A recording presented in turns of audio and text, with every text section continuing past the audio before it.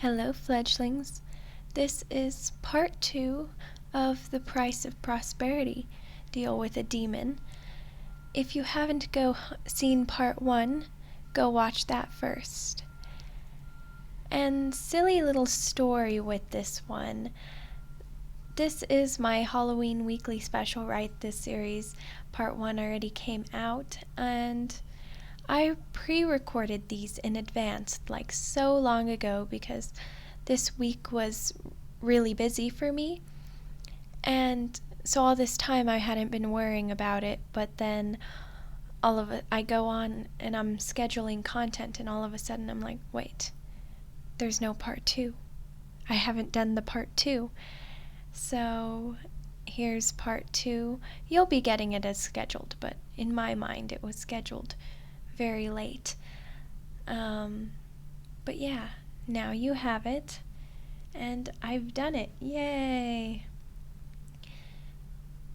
And check out our Patreon if you haven't already. You get early access to most videos and fun merch, so go check it out. And if you haven't already, please join our Discord community. Again, you get links, or you get notifications when videos go up, and we just chat and have fun. It's fun. Join our Discord. And as always, enjoy the audio. There's nothing more satisfying than a blood ritual under the full moon. You've selected a fine goat for me. I thank you. Of course, I'm the one that made the local goats prosper in the first place, so should I thank myself instead? Oh, why so down? You know, making sacrifices to a demon doesn't suddenly become less morally wrong if you do it with a scowl on your face. You might as well enjoy yourself a little. Besides, all you're doing is securing your kingdom's future. Orek is doing wonderfully, isn't it? You've just announced a new school so all the children in the kingdom can receive a full, equal education. You wouldn't have been able to do that if you were struggling to feed everyone or fending off larger nations' armies, now would you? Really? I think humans are the only creatures who could be so upset to be thriving. I'm so sorry that you can't be safe and well-fed while also not making hard choices at all. It must be so hard for you. You say that, but I'm not the one stealing your people's manna. You are. You and all your ancestors. Let's not forget that you weren't forced into anything. You're participating in this contract by choice. Speaking of which, how goes construction? If I recall correctly, your mana collection facility is being framed as a peace monument, correct?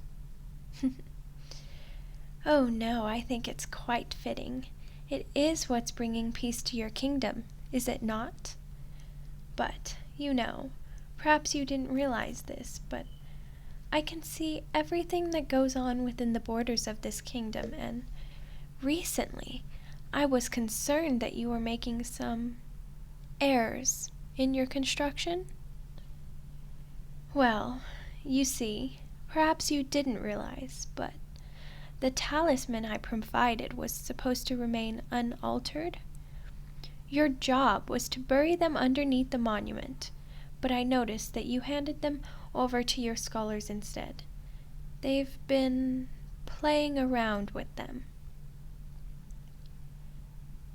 Yes, and in a very dangerous way, too. Why, these altered talismans would actually steal mana from me and redistribute it into your people. It's a good thing I noticed. Well, drop the pretense then. Did you really think I wouldn't notice, even if I hadn't seen what you were doing with my own eyes? Surely you didn't think I wouldn't feel the mana being sucked out of me? What am I going to do? First, why don't you tell me what you're going to do to make it right? Well, that's a start, but you were supposed to be using the right talisman in the first place. If you want to make it up to me, I need something beyond what you're already obligated to do. To tell you the truth, it was amusing to watch you try to sneak around behind my back, forming your little secret society of rebels, calling yourselves the Path to the Light. Adorable. Your plan was never a threat to me at all, but if I didn't come up with some sort of punishment, you'd be encouraged to keep trying to trick me. Who knows? With enough attempts, you might have actually stumbled onto something that really would threaten me. Stranger things have happened. I think I'll be taking some of your lifespan, say 10 years. Well, it wasn't in the deal for you to try to betray me, either.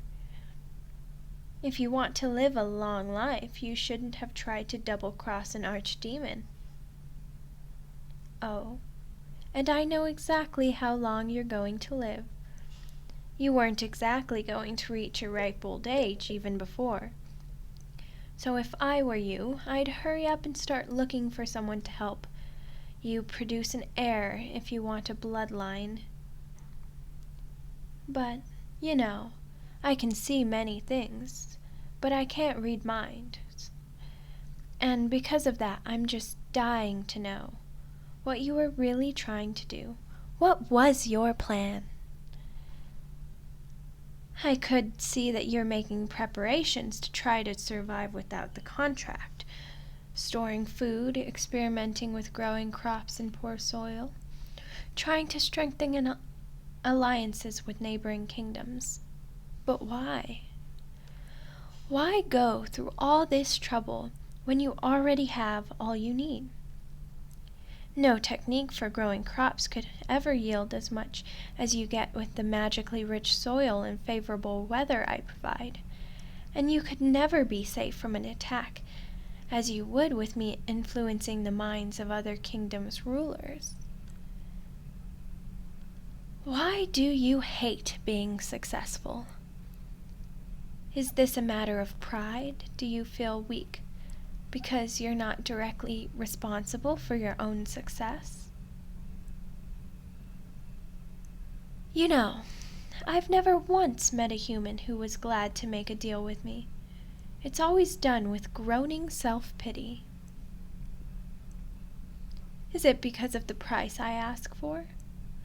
What do humans expect? You ask for grand favors, power, wealth, fame, immortality, and then are so upset when you find out that those things are expensive. I've been called greedy countless times. But I've never met anything greedier than a human.